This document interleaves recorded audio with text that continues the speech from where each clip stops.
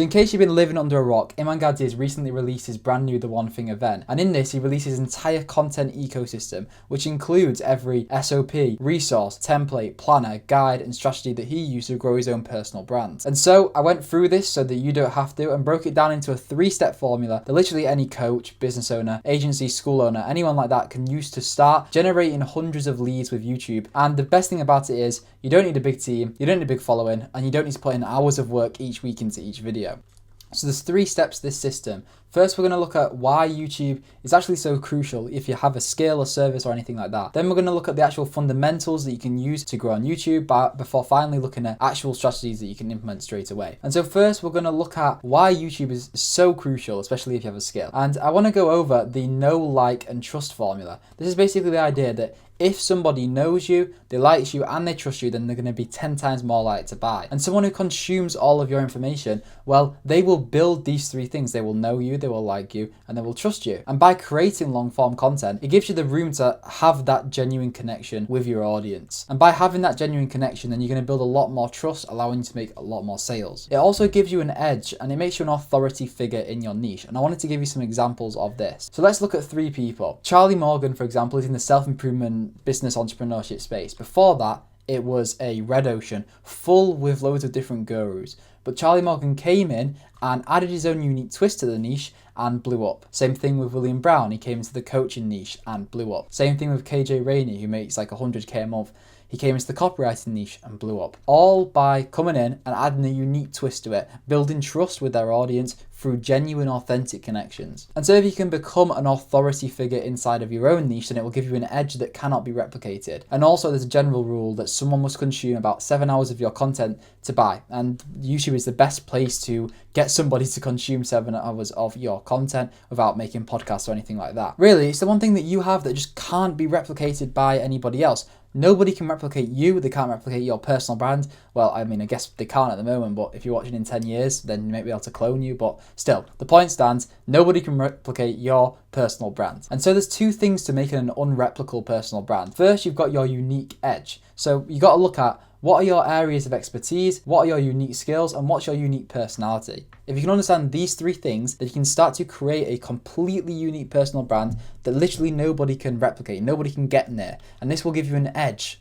ahead of everybody else. And then you also want to look at authenticity. What do you like? What don't you like? What are your beliefs? What's controversial about you? Because standing by these things, standing by these beliefs, by these ideas, will allow you to resonate with a certain person. And if that certain person is your ideal viewer, then they will trust you more and they'll be more likely to buy. It can basically become a 24/7 sales machine. And so this is how you differentiate yourself in a crowded market, in a very, very red ocean. And just in case you need any more proof that YouTube is the best platform, and if you've not already got on it or you're struggling to grow on it, why you need to be putting more effort into it, then let's just look at this. 2.7 billion monthly active users, the world's 2nd largest search engine. That says it all. Everyone is on YouTube, and it's a way to basically generate views for a lifetime. As Iman Gadzhi said here, the compounding effect. Over time, views continue to grow and grow and grow, unlike any other platform. So let's move on to the 2nd step, which is YouTube fundamentals. The goal of your content should be provide value to the person that you want to buy. And Iman looked at this himself. Compare the difference between virality and value. When you're providing value, you're going to be more likely to then convert that person into an actual sale. Whereas if you're just chasing viral trends, well, you're going to get like maybe 100,000 wrong people come to your channel. Whereas if you chase the right person and you give value to the right person, then you might get 1,000 views, but you might get 1,000 of the right people. 1,000 people that will be more likely to buy than the larger audience if you chase virality. And so really there's 3 ways to provide value with YouTube. First, you've got documentation, then you've got opening someone's eyes, and finally you've got education. For example, you can document what you're doing on a day-to-day basis. And why this works is it builds a genuine connection with the person that you want to build it with, because they will resonate with it. If someone else is in that same situation, they will see you and they will resonate with you. Then there's opening someone's eyes. If you can give someone a new perspective to something, they will associate you with that new perspective and something that's changed their opinion on something. And so you're associated with shifting people's beliefs, and so they will come back more and more and more. And finally, you've got education. This just solves problems. If you can solve somebody's problem for free, then they're more likely to come and pay for something to get their problem solved even further. And so the first step to providing value is to understand your ICP, or your ideal customer profile. You want to make content for a specific person. You don't want to make content for everybody because then you will get no sales. If you focus on one person, you will sell to that one person and this will bring in more overall sales. And so really what you need to do is know everything about them and make content based on that person. If you know their pains, their problems, beliefs, fears, dreams, suspicions, goals, well, all of these things, if you know every single thing about them, then what you can do is have an infinite content bank. You'll basically never run out of ideas because you know everything about this person. And YouTube is simply just finding all these problems, pains, and dreams within a certain person and packaging them into a consumable video, a way for them to learn and improve. And to get these actual ideas, then you need to follow the 5-stage content cycle. Iman released this as one of the main things for coming up with all of his video ideas. And so really what you want to look at is first the conflict, then the internal pursuit, then the action, the result, and then the content comes from these 4 things. And you can think of this as just one big story arc. That's all it is. You start out wanting to get something, you go on a big pursuit to get it, you get the result of it, let's say it's making money online, and then you can make content about how you got that result. And really each piece of content is just finding one big story of what you've done and how you did it, and then sharing what you did and how you did it. The original conflict, the original internal pursuit, that's so important in order to build authenticity and build connection with your viewer. And this actually means that storytelling is a huge part of content, and it works because it builds resonation, it shifts beliefs, and it proves that you earned the right to teach that. That will give you more trust, it will make people like you more, they will resonate with you more, and overall they're going to be more likely to buy if they have those 3 things. And so now you understand what to base your content off. What's the 3 most important parts to YouTube? Well, Iman released this: content, context, and consistency. First, you want to be making high quality content, providing value in the 3 ways that we discussed before. Then you want to understand your audience's needs and their desires and deliver the message at the right time. Let's say they're struggling to make money and you deliver the right message on how to make money online. They will associate that with you at the right time. You've come in there and solved the problem in the market straight away. And you also want to follow a regular and predictable posting schedule that your audience can always count on. Consistently show up, they will always see you there, they will always view you as the person that provides value to them. So moving on now onto the exact content strategies that you can implement to start growing on YouTube straight away, start attracting dream clients instantly. Really there's 2 types of content, and Iman said that these are superficial and in-depth content. Superficial content makes you more known, it's like growth content, and in-depth content, it makes you more money. And this can be broken down even further. So Iman actually released his own content funnel, and you can see here he has growth content and nurture content. Now growth content is things like 7 productivity hacks, 7 AI tools, and nurture content is things like day in the lives, I bought a supercar. So you can see he uses this exact system, growth content and nurture content, or in-depth content and superficial content, whatever you want to call it, to nurture his audience and bring them down the ladder until they eventually buy. This builds, again, know, like, and trust. They're the 3 most important things that you need in order to convert a sale. And so now you know the content systems that you can use as a business owner or an online coach. Let's look at the actual styles of YouTube content that you can use to start growing instantly. First, we've got case studies. This is exactly what I'm doing now. It's just making a video where you're leveraging someone else's brand as part of that video. Then you've got the ultimate guide. This is just a 30 to 60 minute deep dive where you go straight into a big topic and you explain everything that person needs to know about that thing. Next, we have system protocols. This is just going through proven methods that already work for your specific niche. You can also do process leveraging, so this is just a step-by-step video breaking it down to simple things, as well as expert blueprints. So this is things like deep dives into like advanced knowledge that nobody else can really speak about unless they've got some sort of advanced experience in that. Again, you've got deep dives, basically the same thing. Then you've got thought leadership. So that's just creating your own opinion on something within inside your niche. And basically anyone can do this. And I know that's a nice specific option. It should be niche specific options. And I added my own one in because I didn't like that there was only 7. I added testimonials. So this is just showcasing results, showing that you can help somebody do something. So now you know the overall styles of YouTube content. How do you actually come up with video ideas that will attract your dream clients? Well, Iman released a secret system that he's been using called minefield farming. This basically allows you to package what you already know into a YouTube video that will find your target avatar. And you do this by channeling traffic instead of creating it. You start by mapping out your audience's exact problem. So it's just a list of the pain points that they have. And then you create solution and problem oriented videos through what we call framing points. Framing points are simply how you frame a certain problem and present it in a YouTubey way, in a title, in a thumbnail, in packaging overall. And so for example, a solution oriented video would be things like how to do this. And a problem oriented video would be things like watch this if you don't know how to do this. And once Once you've got your framing points for each idea, you need to find your growth topics. Now, your growth topics are just the big ideas that make you grow overall.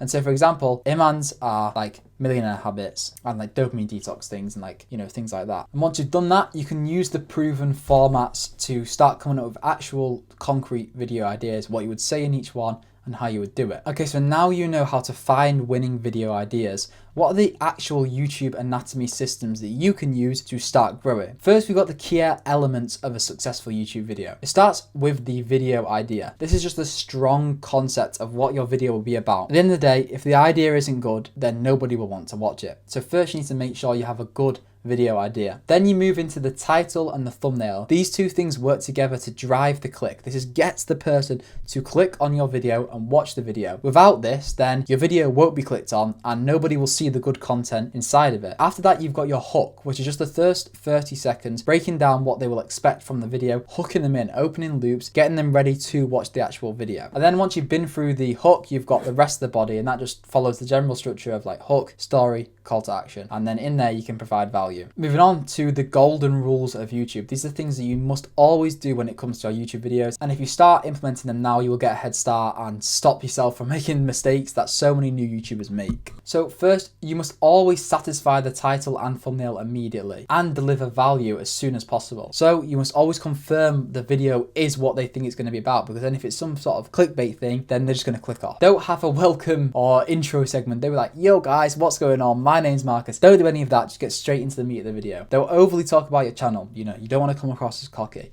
Don't ask people to like and subscribe. You don't need to do that. You don't need to ask them anything like that. Just ask them either to watch another video or to click a link in the description, because that's all you need to do as a business owner. Build tension with each point. So each point wants to build onto another point. You'll notice in this video, each point stacks upon the next point. That can help to build tension throughout the video and keep the person watching. And also you want to keep the outro simple. A small CTA, one CTA to one thing. So like, watch this next video or click on this link. That's all you need. So now that covers the YouTube anatomy, the things that you really need to know to create a successful YouTube video. Let's move on to what I think are the two most important YouTube metrics. And Iman himself has also said that these are the two important YouTube metrics that you need to understand. First, you have CTR, and then you have watch time. CTR is just how many people click on your video. And that really comes down to your thumbnails as well as your titles. But the most important part of this is your thumbnail, because that's the biggest thing that people see. Then you've also got your scripting, which just influences your watch time. Obviously things like editing and things like that, they also come into watch time. But the biggest thing is scripting, because this helps you master retention. So let's first start with thumbnails. Mastering packaging is probably the most important part to a video, because that will get people to click even if it's a dog shit video. And I want to take you through 3 different styles of content and how the click-through rate can change through them. This style of content I made, and actually it's funny and quite ironic that it's a stop watching Iman Gadzhi video. But you can see it got a 10% click-through rate, and this got nearly 10k views, and you can see up here this is now like nearly 15%, so it's going up and up and up. This was on a broad content. So here I've kind of found my growth content that we spoke about before. In the minefield farming system, you got to find your growth topics. So on my self-improvement channel, this gives me the growth topics. Talking about influencers, that's my growth topic. And then you've got the middle of funnel topic, or the kind of like nurture content, the conversion content. You can see here this one's got a 5.4% click-through rate. So 5% of the people that saw that clicked on it, and that resulted in 3,000 views. And this video was about procrastination. And then you've got a really niche down video that I did on this new channel. And you see it's got a 4.6% click-through rate. So that's gone down much more significantly, and only 400 views. But the difference with this is a targeted video. So I'm happy with 400 views and a 4.6% click-through rate, because it speaks specifically to the person that I want it to speak to. And so generally you should be aiming for 3% CTR or higher for like niche business videos like this one, and then like a 5% or higher for the broader videos, the videos that have got a lot of work done to them. And so let's look at what actually makes a good thumbnail, because you need to know this if you want to make a good one, obviously.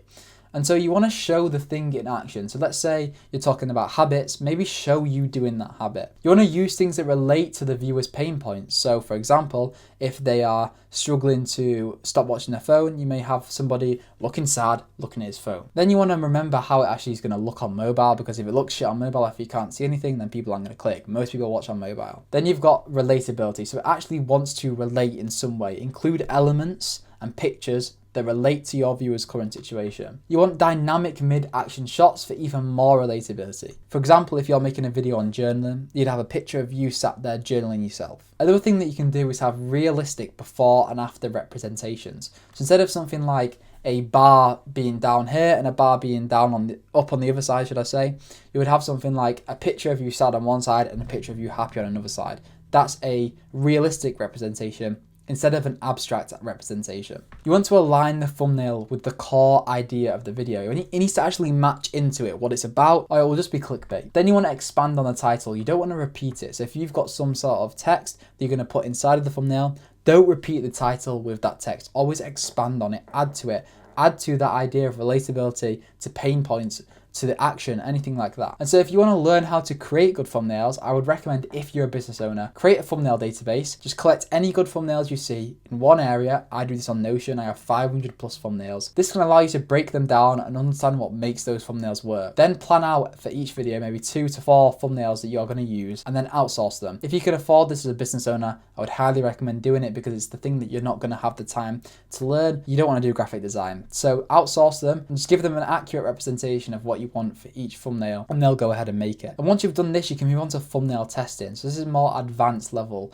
things. And for example, Iman does this himself all of the time. You can see that he's constantly testing the click-through rate on either side. So on this video, he tested this one and found that it got a 1%, nearly 1% higher click-through rate when he used this dynamic mid-action shot to just using these icons. And the same thing works as you go down on each thing. He's tested on every single video. And the great thing about testing and having multiple thumbnails to test, 2 to 4 thumbnails per video, is that if you don't use one, well, that one might fit for another video later down the line. And this is why it's good to outsource this work, especially if you're a business owner, because it gives you more time to test and to learn about the psychology behind thumbnails instead of having to spend ages in Photoshop learning about the actual design principles. Okay, so next we're going to move on to scripting. Scripting is a key part for mastering retention, and the first 30 seconds of your content is usually the most important part. This is where 80% of your viewers, they will decide if they're going to stay, and 80% of this retention comes down to your hooks, and that basically gives them the decision, will I stay for this video or will I not? And so good hooks keep the viewers for the rest of the video, especially if your stuff is about business. If you're explaining some sort of advanced deep dive, deep concept, then if you have a good hook, you can get those people in. Most of the time, because of your experience and your knowledge, those people are going to stay because they'll want to listen. And so I want to walk through some different hooks that Iman Gadzhi released. You've got the problem solving hook, value driven hook, curiosity hooks, question hooks, controversial hooks, personal story hooks, and CTA hooks. There's plenty of different types of hooks you can use, and it just comes through mastering it through practice. And if you want a list of his exact hooks as well as some hooks that I've added in, then you can get that in the first link in the description completely for free. So what actually makes a good script? Well, first you've got your strong hook. We've already spoken about that. That will get people into the video and it will keep them there for the rest of the video if it's strong enough. You want to open a loop inside of the intro. So inside of the introduction, you want to get people interested in the rest of the video. You also want to use storytelling to show how you learn or earn that piece of information. If you can do that, you will shift beliefs. You will resonate more with your viewer. You will show that you were once where they were, but then using the techniques that you're teaching, you got to where they are. That is more powerful than just telling them how it works. And then you want to value provide. You want to actually give the value away. This is the general idea of how a script should flow. You've got the hook for the first 5 seconds, get them interested in the video. Then you've got the rest of the intro. And this just includes elements like proof, opening a loop, and answering questions they may have about the video. So the proof might be, I've made this amount of money. The loop may be, and I will show you the 3 steps to do it. And the answer questions may be things like, this is the easiest and simplest business model to start for anybody. Then you want to move into the story. This is the first 1 to 3 minutes of the video. In this, Iman says that you want to follow the hook, obstacle, origin, knowledge, solution. So start out with your hook, try and get them interested in the story. Then show them what your biggest obstacle is. Explain your origin stories, all the things that you struggle with in the beginning. Go through the knowledge that you then acquired and needed to learn before providing the exact solutions that they need to follow, the exact step-by-step process that they need to use to get to where you are. Then you just do more value delivery. So this kind of ties into solution. This is giving away what you know, giving as much away as possible to provide as much value as possible so they trust, like, and know you.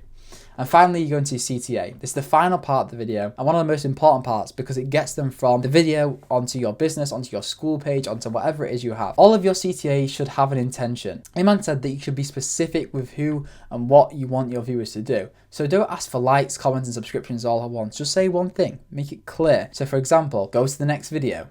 or it could be go to the link in the description. You want a clear, simple CTA that they can follow, that's not too much, and never ask for likes, comments, and subscriptions most of the time. Always focus on just getting them onto the next video, or focus on getting them into a link in the description. They're the two things you want. And really, you never really want to be asking them to go to the link in the description. First, you want to give. Actually, you want to give away as much as possible before you then actually ask for something in return. So focus on the giving first and you will get the results in the end. So really that breaks down every single thing you need to know from Iman Gadzhi's one event, and how basically any coach, business owner, agency owner, whatever you are, can use it to start getting dream clients to YouTube. If you do want to learn more about how to do this, then click the video that's somewhere on the screen now, because YouTube recommends that for you and it should help you the most. So I'll see you then.